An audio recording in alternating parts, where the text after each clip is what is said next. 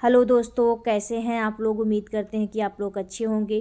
तो दोस्तों, आज हम भारत के प्राचीन इतिहास का चैप्टर वैदिक काल से रिलेटेड एमसीक्यू को देखेंगे। इसके पिछली कक्षा में हम लोग वैदिक काल से संबंधित थ्योरी को देखे थे। तो चलिए देख लेते हैं हम लोग आज उससे रिलेटेड एमसीक्यू को। चलिए शुरू करते हैं। प्रश्न कोश को देख लेते हैं। आर्य शब्द इंगित करता है तो आपका हो जाता है श्रेष्ठ वंश को। श्रेष्ठ वंश को। आर्य प्राचीन भारत, यूरोपीय एवं प्राचीन ईरानी भाषा बोलने वाले के लिए प्रयुक्त शब्द है। वैदिक संस्कृति में आर्य शब्द श्रेष्ठ, शिष्ट अथवा सज्जन तथा नैतिक अर्थ में महाकुल, कुलीन, सभ्य, साधु आदि के लिए प्रयुक्त हुआ है। सायणाचार्य ने अपने ऋग्वेद भाष्य में आर्य का अर्थ विज्ञ, यज्ञ का अनुष्ठाता, विज्ञ, श्रोता, आदरणीय अथवा सर्वत्र गंतव्य, उत्तम, वर्ष, मनु, कर्मयुक्त और कर्मानुष्ठान से श्रेष्ठ आदि बताया है। अतः आर्य संस्कृति भाषा का शब्द है जिसका शाब्दिक अर्थ श्रेष्ठ या कुलीन है।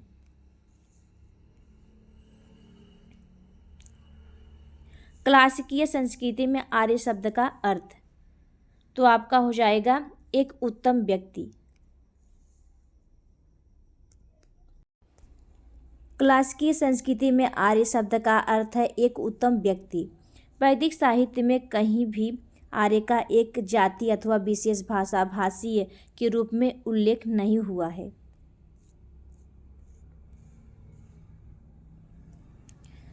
सबसे पुराना वेद कौन सा है तो आपका हो जाता है ऋग्वेद यानी बी। भारतीय साहित्य में वेद 4 हैं, ऋग्वेद, सामवेद, यजुर्वेद तथा अथर्ववेद। इसमें ऋग्वेद सर्वाधिक प्राचीन माना जाता है। त्रय नाम है तो आपका हो जाता है 3 वेदों का आंसर है। ऋग्वेद, यजुर्वेद तथा सामवेद को वेद त्रय कहा जाता है।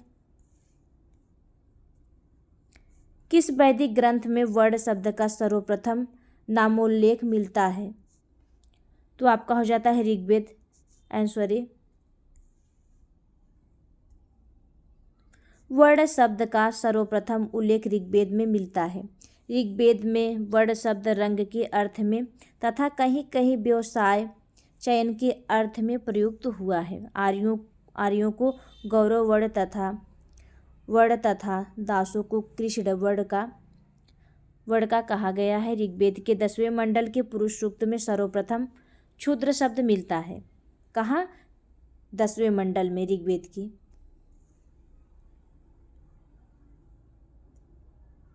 वर्ण व्यवस्था से संबंधित पुरुष सूक्त मूलतः पाया जाता है तो आपका हो जाता है ऋग्वेद में आंसर सी।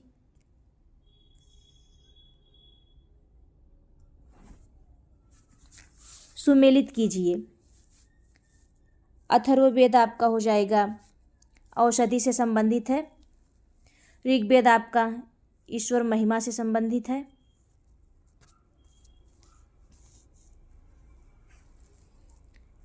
यजुर्वेद आपका हो जाएगा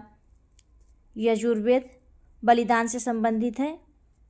सामवेद संगीत से संबंधित है। इसका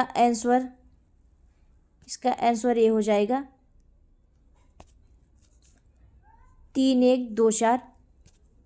आगे देख लेते हैं। अथर्ववेद औषधि से संबंधित है। ऋग्वेद में ईश्वर महिमा, देवताओं की स्तुति, यजुर्वेद में कर्मकांड, बलिदान विधि एवं सामवेद में संगीत का विस्तृत उल्लेख है। आगे देख लेते हैं। सूची 1 को सूची 2 से सुमेलित कीजिए एवं नीचे दिए गए कूट की सहायता से सही उत्तर चुनिए। सूची 1, सूची 2। चलिए देख लेते हैं।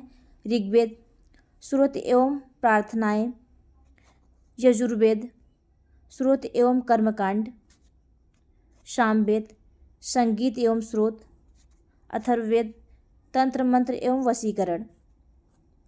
तो आपका हो जाएगा ए का 4, बी का 2, सी का 1, डी का 3। इस प्रकार हो जाएगा आपका आंसर ए हो जाएगा। ऋग्वेद में स्रोत एवं प्रार्थनाएं हैं। इनमें कुल 1028 सूक्त तथा 10,552 ऋचाएं या मंत्र का श्लोक है। यजुर्वेद में स्रोत एवं कर्मकांड वर्णित है। सामवेद के पद पद गेय रूप में संगीतमय स्रोत है, जिसका उद्गाता पुरोहित गाता कहा जाता था। अथर्ववेद में कुल 20 अध्याय एवं 730 सूक्तों में तंत्र मंत्र एवं वशीकरण के संदर्भ में साक्षी है। निम्नलिखित 4 वेदों में से किसी एक में जादू माया और वशीकरण का वर्णन है, तो आपका हो जाएगा वो अथर्ववेद। चलिए आगे देख लेते हैं कौन सा वेद हो जाएगा, अथर्ववेद। Answer C.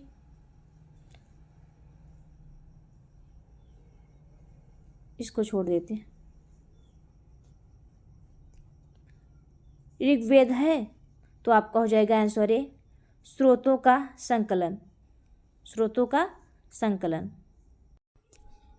सूची 1 को सूची 2 के साथ सुमेलित करें एवं निम्न दिए हुए कूट में से सही उत्तर का चयन करें। सूची 1 सूची 2। ऋग्वेद ऐतरेय, सामवेद पंचवीस, अथर्ववेद गोपद, यजुर्वेद शतपथ। तो आपका आंसर सी हो जाएगा। चलिए आगे देख लेते हैं।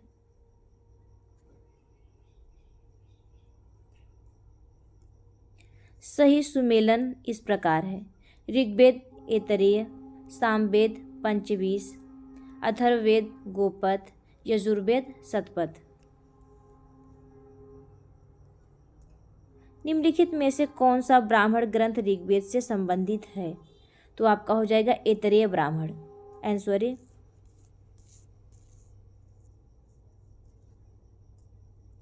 ब्राह्मण ग्रंथ यज्ञों तथा अनेक अनुष्ठान के विधि विधानों के संबंध में जानकारी देते हैं। ऐतरेय ब्राह्मण तथा कौशितकी ब्राह्मण ऋग्वेद से पंचवीस या ताड़व्य ब्राह्मण तथा जैमिनीय ब्राह्मण सामवेद से, शतपथ ब्राह्मण यजुर्वेद से, जबकि गोपद ब्राह्मण अथर्ववेद से संबंधित है। गोपद ब्राह्मण संबंधित है तो आपका हो जाता है अथर्ववेद से।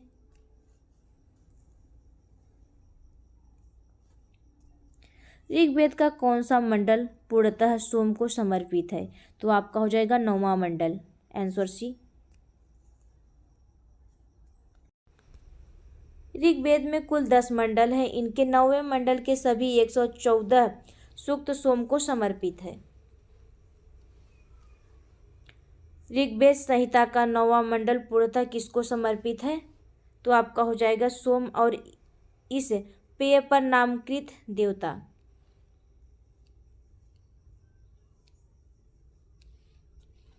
यज्ञ संबंधित विधि विधानों का पता चलता है तो आपका हो जाता है यजुर्वेद से। Answer D. यज्ञ संबंधित विधि विधानों का पता यजुर्वेद से चलता है। यजुर्वेद के 2 भाग हैं, शुक्ल यजुर्वेद तथा कृष्ण यजुर्वेद। निम्नलिखित में से किसका संकलन ऋग्वेद पर आधारित है, तो आपका हो जाता है आंसर बी, सामवेद।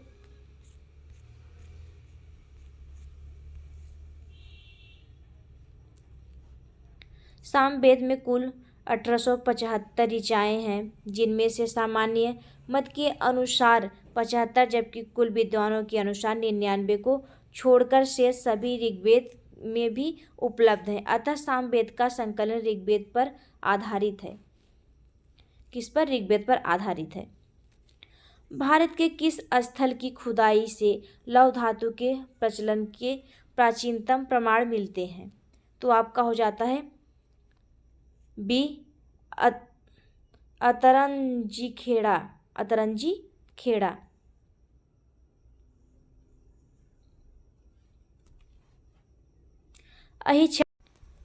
अहिछत्र, अतरंजी खेड़ा, आलमगीरपुर, मथुरा, रोपड़, श्रावस्ती, काम्पिल्य आदि स्थलों की खुदाइयों से लौह यूनान संस्कृति के अवशेष प्राप्त हुए हैं। अतरंजी खेड़ा से लौह धातु मल तथा धातु शोधन में प्रयुक्त होने वाली भट्ठी मिली है, जिनसे यह संकेत मिलता है कि यहाँ लौह धातु को गलाने का कार्य स्थानीय रूप से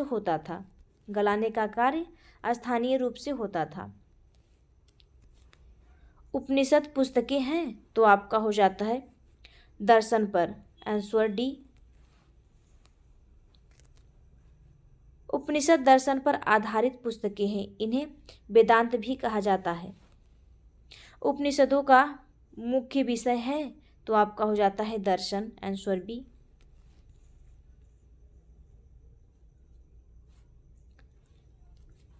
निम्नलिखित में से किस एक वैदिक साहित्य में मोक्ष की चर्चा मिलती है तो आपका हो जाता है डी, उपनिषद में। वेदों में मोक्ष शब्द प्रयुक्त नहीं हुआ है, उपनिषद में प्रथम बार मोक्ष की चर्चा मिलती है। यह शब्द श्वेताश्वर उपनिषद में पहली बार आया है।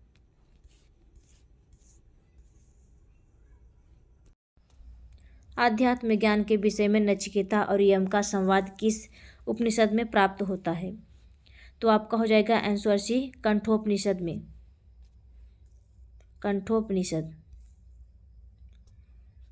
कंठोपनिषद में यम और नचिकेता का संवाद उल्लिखित है। इसमें आचार्य यम ने नचिकेता को उपदेश दिया है, न इस आत्मा का कभी जन्म होता है और न ही इसकी मृत्यु होती है, यह अजन्मा नित्य तथा शाश्वत है। कंठोपनिषद कृष्ण यजुर्वेद का उपनिषद है।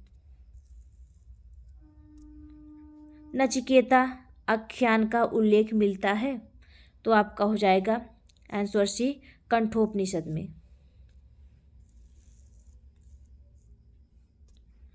उपनिषद काल के राजा अश्वपति शासक थे तो आपका हो जाएगा केकई के, आंसर बी।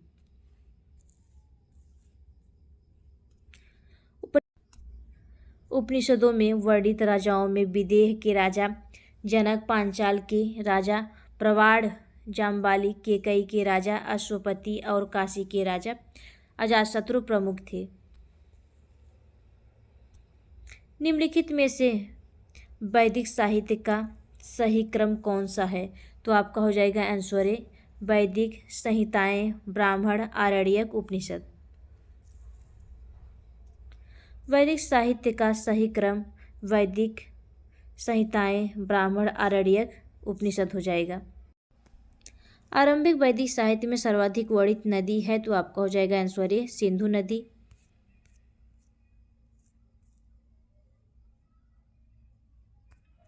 सिंधु नदी का ऋग्वैदिक काल में सर्वाधिक महत्व था, इसी कारण इसका उल्लेख ऋग्वेद में सर्वाधिक हुआ है। सिंधु नदी का उसके आर्थिक महत्व के कारण हिरण्य कहा गया है।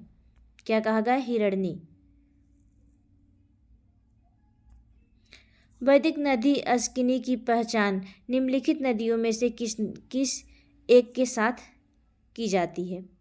किस एक के साथ की जाती है तो आपका हो जाएगा आंसर सी, चेनाब।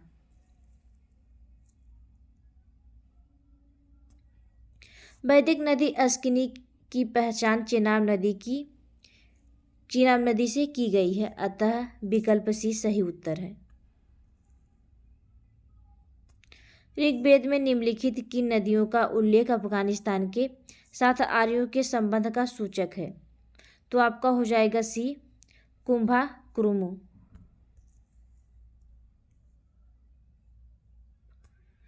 ऋग्वेद में उल्लेखित कुंभा वर्तमान काबुल, कुरुमु वर्तमान कुर्रम, गोमती वर्तमान गोमल एवं सुवास्तु वर्तमान स्वात नदी अफगानिस्तान में बहती थी। इन नदियों के उल्लेख से स्पष्ट होता है कि आर्यों का अफगानिस्तान के साथ गहन संबंध था। वैदिक नदी कुंभा का स्थान कहाँ निर्धारित होना चाहिए तो आपका आंसर हो जाएगा ये, अफगानिस्तान में। सूची 1 को सूची 2 से सुमेलित कीजिए तथा सूची के नीचे दिए गए कूट से सही उत्तर का चयन कीजिए। सूची 1, सूची 2। वैदिक नाम, आधुनिक नाम। चलिए देख लेते हैं। कुंभा हो जाएगा काबुल, परुशड़ी राबी हो जाएगा, सदानीरा गंडक हो जाएगा, सतुद्री सतलज हो जाएगा।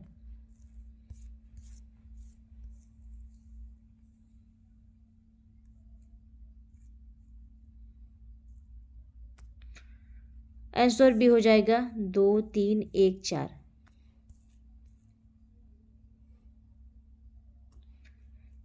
विकल्प में दिए गए वैदिक नदियां एवं उनके आधुनिक नामों का सुमेलन निम्नानुसार है।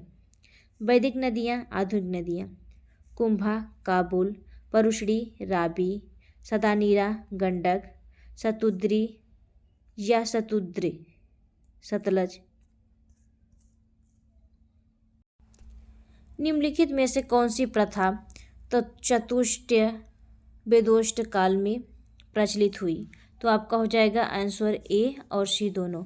धर्म, अर्थ, काम, मोक्ष, ब्रह्मचर्य, गृहस्थाश्रम, वानप्रस्थ, संन्यास। ए और सी दोनों हो जाएंगे। चारों पुरुषार्थों धर्म, अर्थ, काम, मोक्ष की अवधारणा वैदिक काल में नहीं थी। मोक्ष की अवधारणा पहली बार उपनिषद से आई। उसी प्रकार आश्रम व्यवस्था, ब्रह्मचर्य, गृहस्थ, वानप्रस्थ, संन्यास का प्रचलन वेदोत्तर काल में हुआ। आश्रम शब्द की व्युत्पत्ति श्रम धातु से हुई है।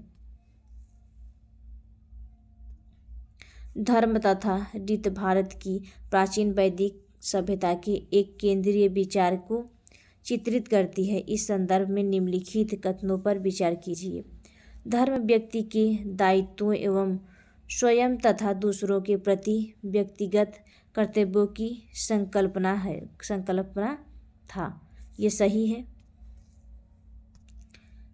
रीत मूलभूत नैतिक विचार था जो दृष्टि और उसमें अंतर्निहित सारे तत्वों के क्रियाकलापों को संचालित करता था। ये भी सही है। आंसर सी हो जाएगा 1 और 2 दोनों।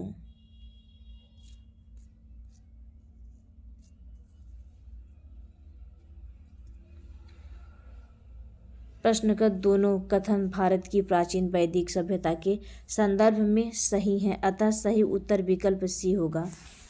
वरुण देवता को वैदिक सभ्यता में नैतिक व्यवस्था का प्रधान माना जाता था। इसी कारण उन्हें ऋतस्य गोपा भी कहा जाता था। भारतीय संस्कृति के अंतर्गत रीत का अर्थ है तो आपका हो जाएगा प्राकृतिक नियम। Answer A. ऋग्वेद में हमें धर्म के अतिरिक्त दूसरा शब्द रीत मिलता है। सभी देवताओं का संबंध रीत विश्व की नैतिक एवं भौतिक व्यवस्था से माना गया है। ऋग्वेद में इसका वर्णन है। सृष्टि के आदि में सर्वप्रथम रीत की उत्पत्ति हुई थी। रीत के द्वारा विश्व में सुव्यवस्था तथा प्रतिष्ठा स्थापित होता है। यह विश्व की व्यवस्था का नियामक है। निम्नलिखित वैदिक देवताओं में किसे उसका पुरोहित माना जाता था? तो आपका हो जाएगा आंसर बी बृहस्पति को।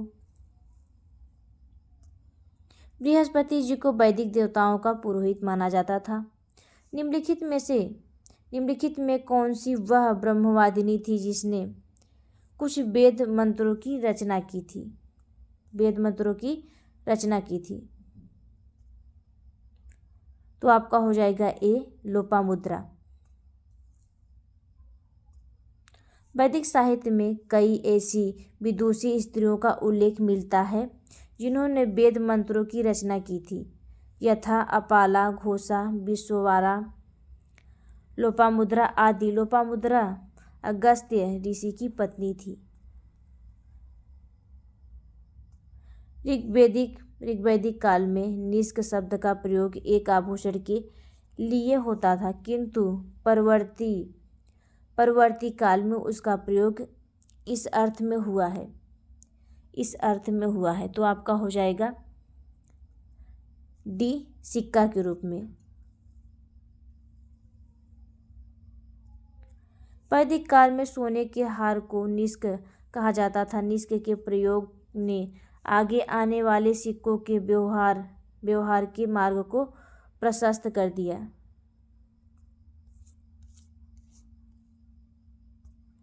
ऋग्वैदिक काल में निष्क किस अंग का आभूषण था? तो आपका हो जाएगा बी, गले का।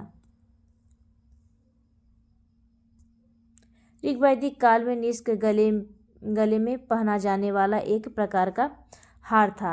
साथ ही निष्क वैदिक काल में विनिमय का एक माध्यम भी था। प्राचीन भारत में निशाका जाने जाते थे। तो आपका हो जाएगा आंसर ए, स्वर्ण आभूषण के लिए।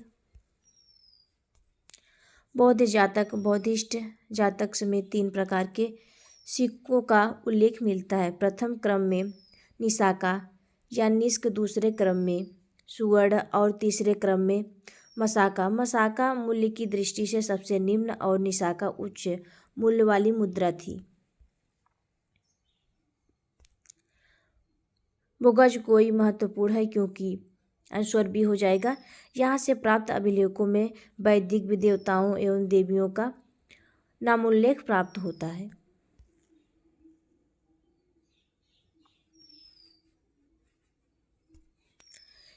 एशिया माइनर स्थित बोगाज-कोई से 14वीं शताब्दी ईसा पूर्व के अभिलेख में ऋग्वैदिक काल के देवताओं इंद्र, वरुण, मित्र तथा नासत्य का उल्लेख मिलता है।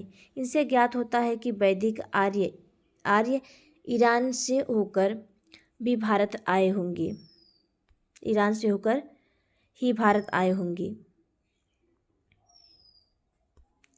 निम्नलिखित अभिलेखों में से कौन सा ईरान से भारत में आर्यों के आने की सूचना देता है? तो आपका हो जाएगा आंसर सी, बोगाज-कोई।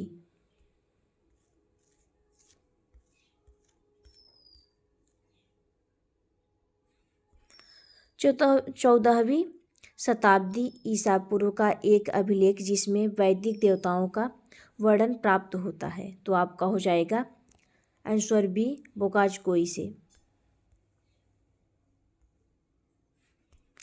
निम्नलिखित में से किसे आर्य के आदि देश के बारे में लिखा था? निम्नलिखित में से किसने आर्यों के आदि देश के बारे में लिखा था? तो आपका हो जाएगा आंसर डी, बाल गंगाधर तिलक। बाल गंगाधर तिलक ने आर्यों के आदि देश के बारे में लिखा था। तिलक ने यह मत व्यक्त किया था कि आर्यों का आदि देश उत्तरी ध्रुव था, किंतु तिलक का यह मत इतिहासकारों में मान्य नहीं है। जिस ग्रंथ में पुरुष मेध का उल्लेख हुआ है वह है, तो चलिए देख लेते हैं विस्तार से। पुरुष मेध एक प्रमुख यज्ञ है। यह शुक्ल यजुर्वेद के 3 अध्याय कृष्ण यजुर्वेद, शुक्ल यजुर्वेद के शतपथ ब्राह्मण तथा कृष्ण यजुर्वेद के तैत्तिरीय ब्राह्मण में वर्णित है। अतः प्रश्न के दिए गए विकल्पों में तीनों मौजूद होने के कारण कोई उत्तर नहीं दिया जा सकता। यद्यपि अनेक इतिहासकारों ने केवल शतपथ ब्राह्मण की चर्चा करते समय उसमें पुरुष मेध यज्ञ की चर्चा करते हैं। शतपथ ब्राह्मण में उल्लिखित राजा विदेह माधव से संबंधित ऋषि थे। तो आपका हो जाएगा आंसर डी, ऋषि गौतम राहुगढ़। आर्य के पूर्व दिशा की ओर प्रसार के विषय में शतपथ ब्राह्मण में वर्णित विदेह माधव की आख्यायिका उल्लेखनीय है। इनके अनुसार राजा विदेह माधव से संबंधित ऋषि गौतम राहुगढ़ थे। उत्तर वैदिक काल में निम्नलिखित में से किसको आर्य संस्कृति का धूत समझा जाता था। चलिए देख लेते हैं। तो आपका आंसर सी हो जाएगा, कुरु पांचाल को। उत्तर वैदिक काल में नगरीकरण की प्रक्रिया आरंभ हो चुकी थी। कुरु पांचाली समय के प्रमुख नगर बन गए थे तथा ये नगर उत्तर वैदिक सभ्यता के मुख्य केंद्र या धूत हब थे। गोत्र शब्द का प्रयोग सर्वप्रथम हुआ था, तो आपका हो जाएगा आंसर बी, ऋग्वेद में। गोत्र शब्द का सर्वप्रथम उल्लेख ऋग्वेद में हुआ था। गोत्र शब्द का मूल अर्थ गोष्ठ अथवा वह स्थान जहाँ समूचे कुल का गोधन पाला जाता था। पूर्व वैदिक कार्यों का धर्म प्रमुखता था, तो आपका हो जाता है आंसर सी, प्रकृति पूजा और यज्ञ। पूर्व वैदिक कार्यों का धर्म मुख्यतः प्राकृतिक पूजा और यज्ञ पर आधारित था। भक्ति तथा मूर्ति पूजा का उद्गम मौर्योत्तर काल में हुआ था। ऋग्वेद काल में जनता निम्न में से मुख्यतया किस पे विश्वास करती थी, तो आपका हो जाता है डी, बलि एवं कर्मकांड। ऋग्वैदिक काल में लोग प्रकृति की शक्तियों, वैदिक देवता एवं देवियों की प्रार्थना, यज्ञ जिनमें बलि और कुछ कर्मकांड निहित थे, में विश्वास करते थे। प्रसिद्ध 10 राजाओं का युद्ध किस नदी के तट पर लड़ा गया था, तो आपका हो जाता है डी, परुशड़ी नदी। दसराग युद्ध, 10 राजाओं का युद्ध परुशड़ी नदी, आधुनिक रावी नदी के तट पर लड़ा गया था, जिसमें भरतों के राजा सुदार की विजय हुई थी।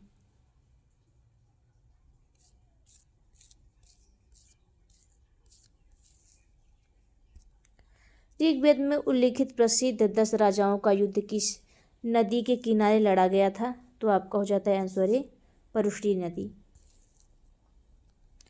निम्नलिखित में से किस नदी को ऋग्वेद में माते तमा, देवी तमा एवं नदी तमा संबोधित किया जाता है, तो आपका हो जाता है आंसर बी, सरस्वती नदी को। ऋग्वेद में सरस्वती नदी को माते तमा, देवी तमा एवं नदी तमा कहा गया है, अर्थात सबसे अच्छी माँ, सबसे अच्छी देवी तथा सबसे अच्छी नदी। उस जनजाति का नाम बताइए जो ऋग्वैदिक आर्यों के पंचजन से संबंधित है। ऋग्वैदिक आर्यों के पंचजन से संबंधित है, तो आपका हो जाता है डी, किंकट। ऋग्वैदिक आर्यों के पंचजनों में यदु, द्रुह्यु, पुरु, अनु, तुर्वसु शामिल थे। किंकर इससे संबंधित नहीं है।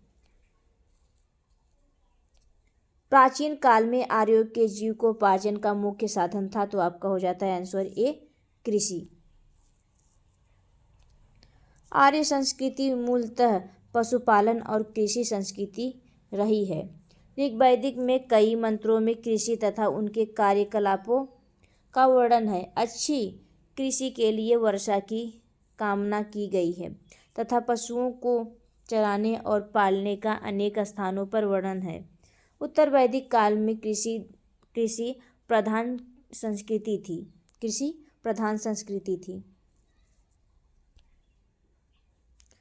ऋग्वेद में उल्लिखित यव शब्द किस कृषि उत्पादन हेतु प्रयुक्त किया गया है, तो आपका हो जाता है आंसर ए, जौ के लिए। जौ का अर्थ जौ हो जाता है।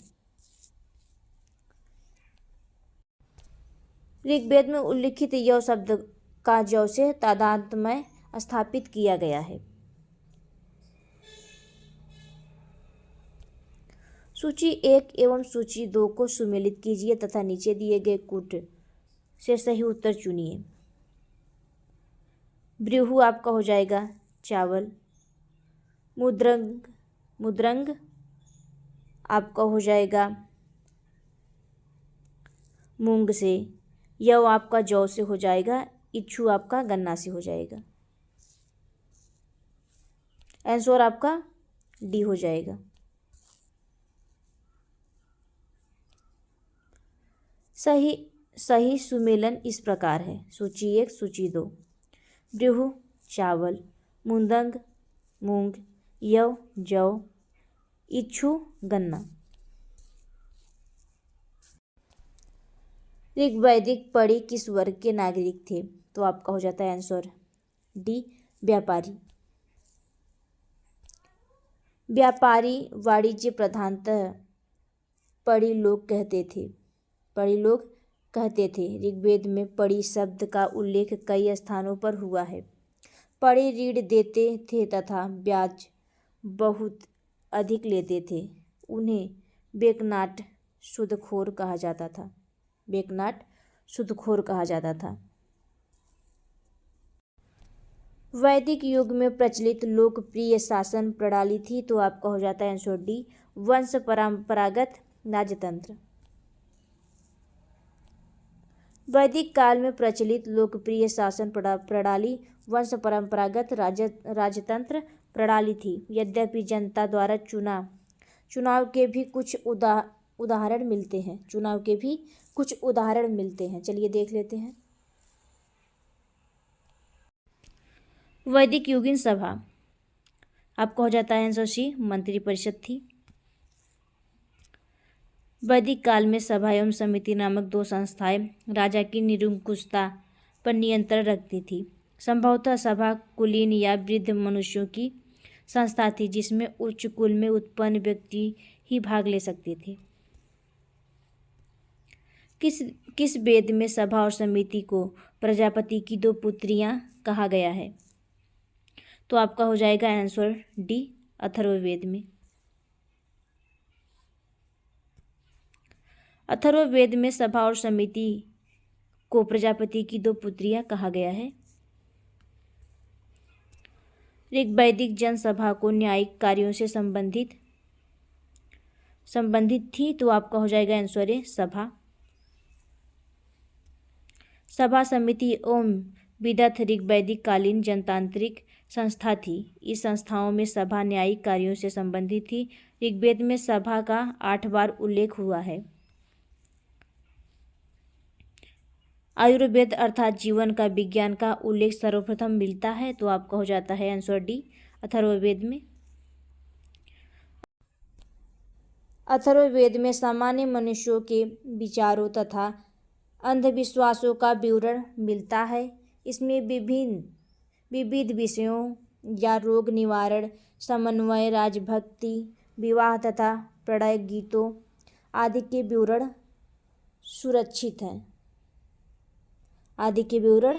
सुरक्षित हैं। ऋग्वैदिक धर्म आपका हो जाएगा ये, बहुदेववादी था।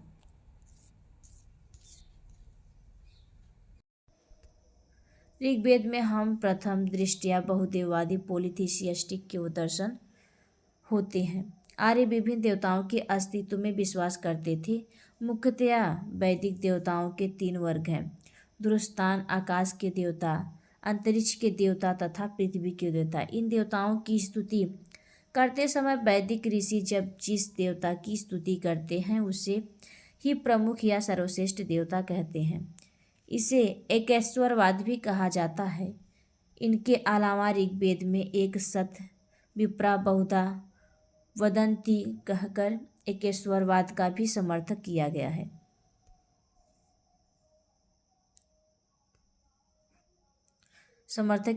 है।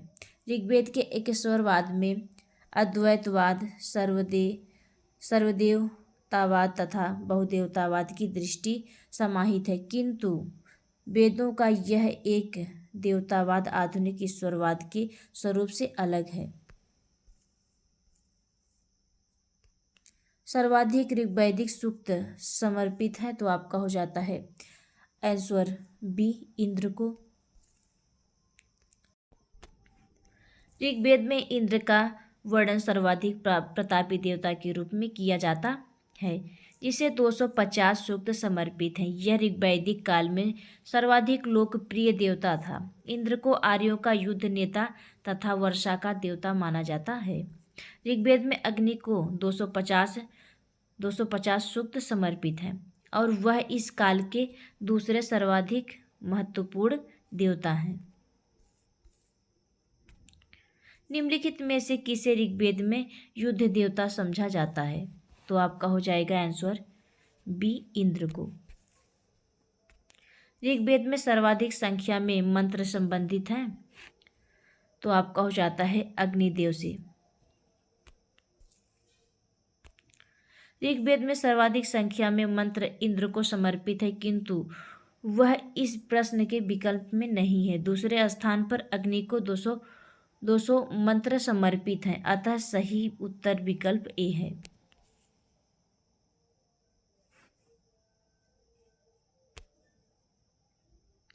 वैदिक देवता इंद्र के विषय में निम्नलिखित कथनों पर विचार कीजिए तथा नीचे दिए गए कूट से सही उत्तर चुनिए। झंझावत के देवता थे, तो आपका हो जाएगा ये सही होगा। पापियों को दंड देते थे, तो ये गलत हो जाएगा। नैतिक व्यवस्था के संरक्षक थे, ये भी गलत है। वर्षा के देवता थे, ये सही हो जाएगा। आपका 1 और 4 सही हो जाएगा।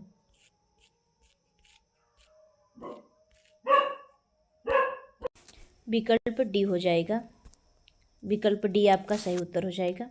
आगे, ऋग्वेद में इंद्र का वर्णन सर्वाधिक प्रतापी देवता के रूप में किया जाता है, जिससे 250 सूक्त समर्पित हैं। यह ऋग्वैदिक काल में सर्वाधिक लोकप्रिय देवता थे।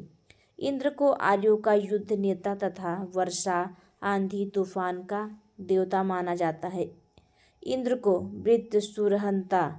वृत्तासुर नामक राक्षस का वध करने वाला, पुरभीद किला को भेदने वाला, सोम का अत्यधिक पान करने वाला, सतक्रति, 100 शक्तियों का स्वामी आदि नामों से जाना जाता है।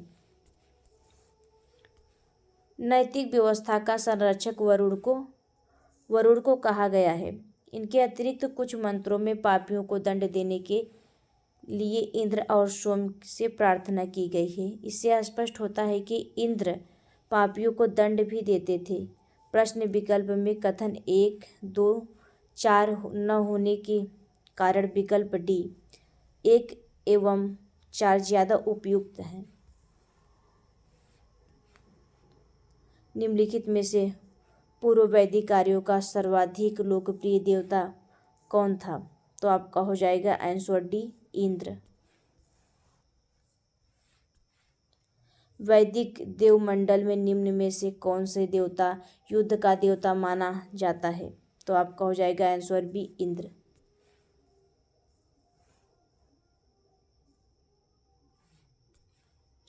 ऋग्वैदिक कार्यों के सबसे महत्वपूर्ण एवं प्रतापी देवता इंद्र थे।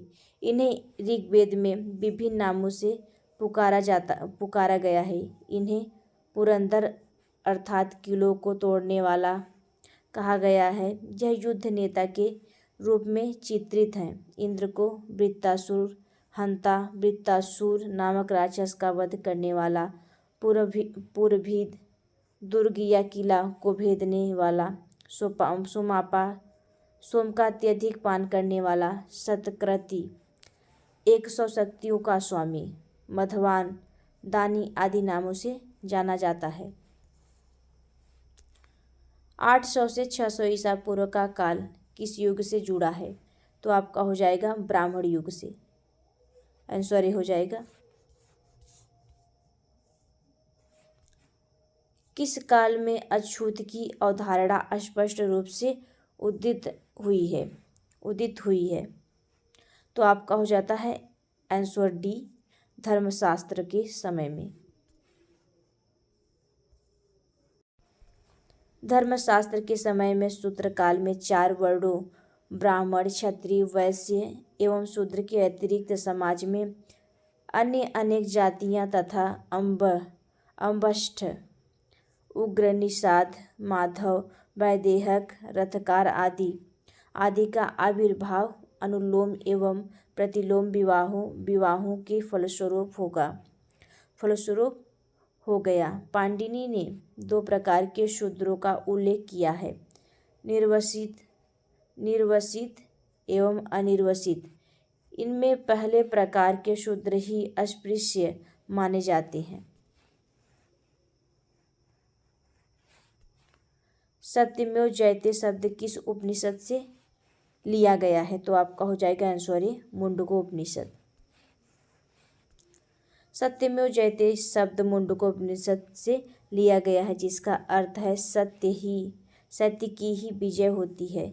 यह भारत के राज्य चिन्ह पर भी अंकित है।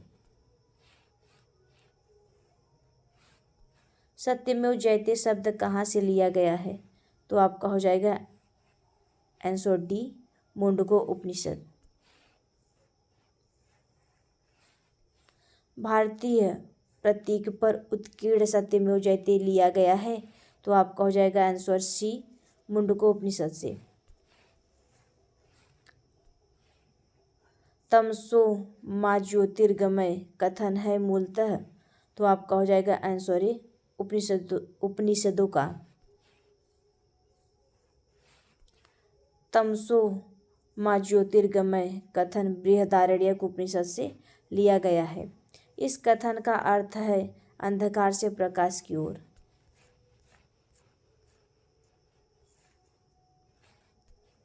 किस उपनिषद का शाब्दिक अर्थ सफेद घोड़ा है? तो आपका हो जाएगा आंसर ई इनमें से कोई नहीं। विकल्प में दिए गए किसी उपनिषद का तात्पर्य सफेद घोड़ा नहीं है। श्वेताश्वर उपनिषद का अर्थ सफेद घोड़ा द्वारा ढोया गया carried on a white horse है।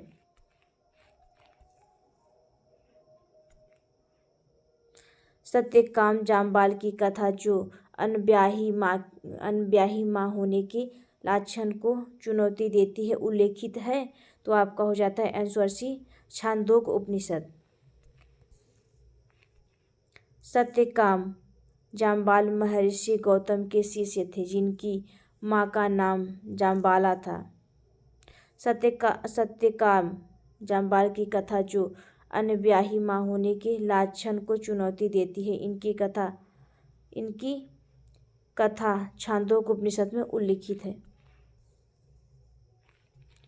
ऋग्वेद की मूल लिपि थी। तो आपका हो जाएगा आंसर डी ब्राह्मी।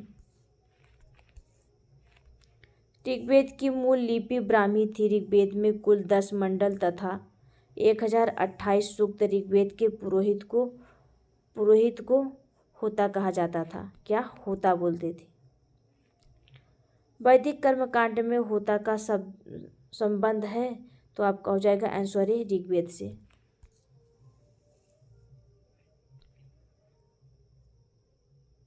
अव्यवस्था और ऋग्वेद में समानता है। अव्यवस्था किस क्षेत्र से संबंधित है? तो आपका हो जाएगा आंसर बी ईरान से। अव्यवस्था और ऋग्वेद दोनों भाषिक समानताओं के कारण आर्यों की सभ्यता से संबंधित माने जाते हैं। अव्यवस्था ईरान के क्षेत्र से संबंधित है।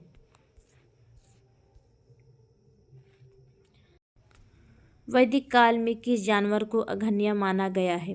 तो आपका हो जाएगा आंसर सी गाय को। वैदिक काल में गाय को अघन्य न मारा जाने योग्य माना गया है। गाय की हत्या अथवा उसे घायल करने वाले व्यक्ति को मृत्युदंड तथा देश निकाले की व्यवस्था वेदों में दी गई है। ऋग्वेद में अघन्य का प्रयोग हुआ है। तो आपका हो जाएगा आंसर बी गाय के लिए। ऋग्वेद में कई परिच्छेदों में प्रयुक्त अघन्य शब्द संदर्भित है। तो आपका हो जाएगा सी गाय के लिए।